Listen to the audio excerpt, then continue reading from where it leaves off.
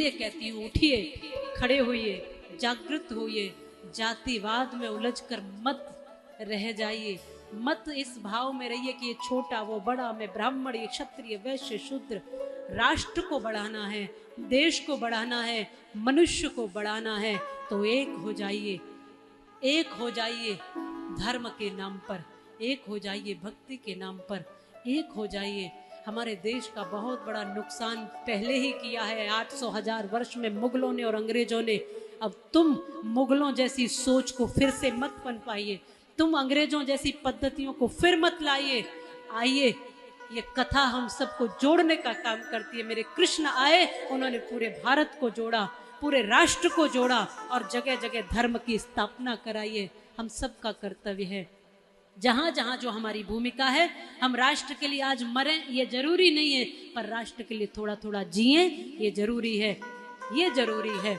इसलिए हम प्रार्थना करते हैं कवि ध्रुवेंद्र जी के शब्दों में कि हे प्रभु कृपा करो भारत पर, शेखर भगत और विस्मिल सम मात्र 3 बलिदानी दे दो, अथवा राणा और शिवा से केवल 2 अभिमानी दे दो, लोह पुरुष दे दो पटेल सा, या सुभाष सेनानी दे दो, और इतना भी तुम कर न सको तो एक झांसी की रानी दे दो।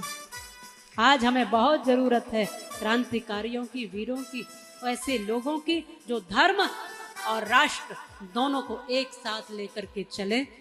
मेरा भाव है कि भक्ति और शक्ति दोनों ही व्यासपीठों से एक साथ जानी चाहिए, क्योंकि हमारे सारे देवता, अगर शिव के हाथ में डमरू है तो त्रिशूल भी है, कृष्ण के हाथ में मुरली है तो चक्र भी है, देवी के हाथ में पुष्प है तो तलवार भी है। हमारे सारे देवी देवता भक्ति के साथ शक्ति को भी धारण करते हैं। हमारे समाज को भी ऐसा होना पड़ेगा, संतों को भी ऐसा होना पड़ेगा, भक्तों को भी ऐसा होना पड़ेगा। और जहां जहां आपकी जरूरत लगे, सनातनियों को सबको एकजुट होकर के, जो वेद कहता है संग अक्षद्वम संवदद्वम संवो मनासि जानताम, इस परंपरा पर आगे बढ़ना होगा। सब साथ चले, साथ बोले। अगर किसी एक व्यक्ति ने कोई अच्छा संकल्प लिया है तो उस संकल्प से सबको जुड़ना चाहिए, ऐसा मेरा भाव है। आज तक 15 वर्ष हो गए मुझे कथा करते हुए, हमने आज तक अपना कोई भी ऐसा सेवा प्रकल्प इस तरह से अपने लिए किसी से नहीं कहा। 15 साल से हम जहां गौशाला चलती है उस गौशाला के लिए कथा करते, जहां पर कोई मंदिर बन रहा है उस मंदिर के लिए कथा कर देते हैं, नारायण संस्थान के लिए बहुत दिन उन बालक विकलांगों के लिए कथा करें, और जहां जहां लगता है कि सेवा हो रही है, सब मेरे धर्मकार, मेरे ही राष्ट्र का काम है ना, कोई अलग नहीं है। पर अब आज मेरे मन में एक भाव उठा कि बाबा श्री खाटू श्याम जी का धाम ब्रज में भी होना चाहिए, तो मैं आप सबसे आह्वान करती हूँ कि आइए अब आप उस संकल्प में जुड़िए, क्योंकि ये सब हम सब का कार्य है, किसी एक व्यक्ति का कार्य नहीं है।